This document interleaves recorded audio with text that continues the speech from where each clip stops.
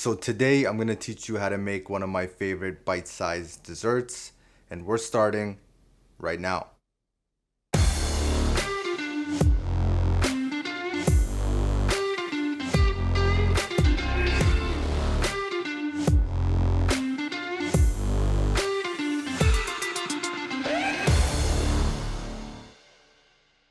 So this specific little dessert is a flavor bomb that you can easily make at home. And all it takes is a few ingredients. In the Middle East, we usually eat these stuffed dates at celebratory gatherings, but I wouldn't hold it against you if you wanted to make this on a Tuesday. And dates are super healthy for you, but just try to limit the amount you eat because they do have quite a bit of sugar. Lastly, the texture profiles we're going to be playing with today is a really good starting point to learning just how important textures really are. So without further ado, let's get started.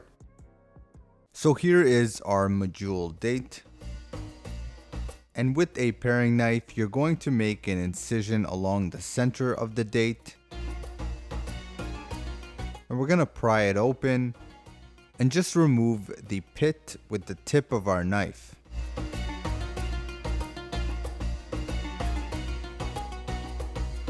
And now our date is ready for stuffing. So for those of you who are watching who don't know what this is called tahina or tahini, and it's basically a sesame seed paste. So in a saucepan, add 1/4 of a cup of the sesame seed paste.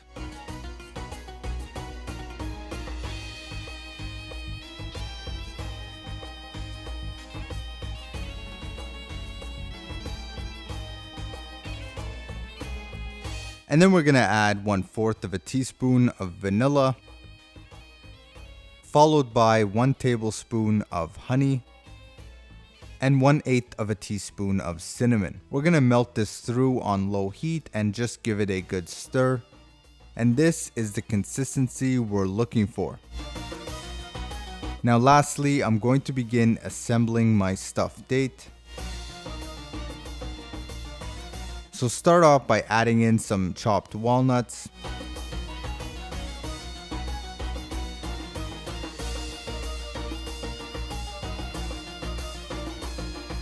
And then we're going to follow that with our flavored sesame seed paste.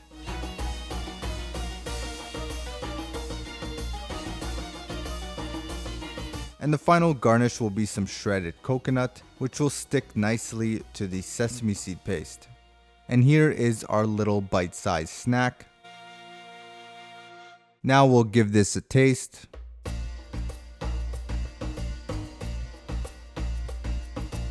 And this is an awesome little dessert. This one's definitely a winner.